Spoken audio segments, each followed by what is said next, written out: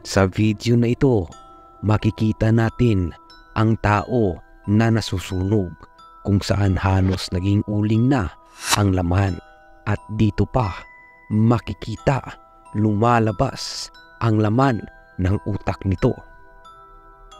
So ang tanong, bakit?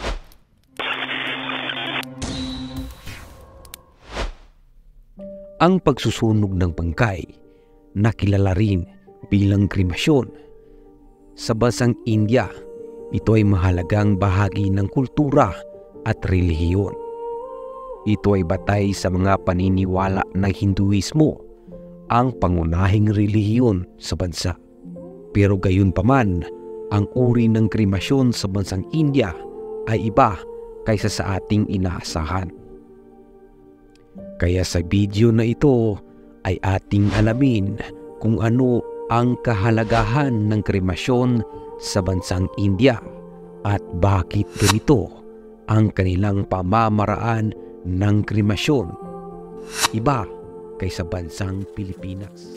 Pero bago ang lahat, kung gusto mo ang ganitong klaseng video ay huwag sanang kalimutang mag-subscribe at i-hit ang notification bell para lagi kang updated sa mga bagong upload.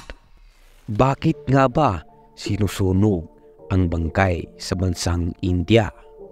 Ayon sa Hinduismo, ang apoy ay tinuturing na malinis at nagbibigay daan para sa kaluluwa na makalaya mula sa katawan at makapagsimula ng kanyang paglalakbay patungo sa muling pagsilang. Isang konsepto ito na kilala bilang reinkarnasyon.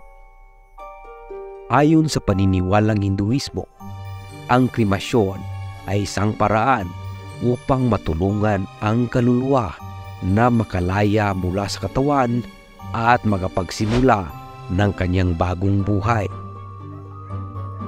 Bukod pa rito, ang kremasyon ay tinuturing na isang paraan upang ibalik ang katawan sa 5 elemento. Ang elementong ito ay lupa, tubig, apoy at hangin na ayon sa Hinduismo ay bumubuo sa katawan ng tao. Ngunit hindi lahat ng mga tao sa India ay sinusunog ang kanilang mga namatay. Ang iba't ibang mga relihiyon at kultura sa India ay may kanya-kanyang mga ritual at tradisyon pagdating sa paghandle sa mga namatay. Ikalawang tanong, bakit ganito ang pamamaraan ng kremasyon sa India? Iba kaysa bansang Pilipinas. Ang mga pamamaraan ng kremasyon sa India at Pilipinas ay nagkakaiba dahil sa mga kultural at relihiyosong mga kaugalian ng bawat bansa. Sa India, ang kremasyon ay karaniwang isinasagawa sa bukas na apoy at ito ay isang mahalagang bahagi ng mga ritual ng libing sa Hinduismo. Ang pamilya ng namatay ay karaniwang nag-aabot ng mga dasal at mga alok habang ang katawan ay sinusunog at ang mga abo ay karaniwang itinatapon sa isang banal na ilog. Sa kabilang banda, sa bansang Pilipinas, kung saan ang karamihan ng populasyon ay Katoliko, ang kremasyon ay karaniwang isinasagawa sa isang krematoryo na may modernong mga kagamitan. Ang mga abo ay karaniwang itinatabi sa isang urna at maaaring ilagay sa isang kolumbarium o itatapon sa isang lugar na may espesyal na kahulugan para sa pamilya.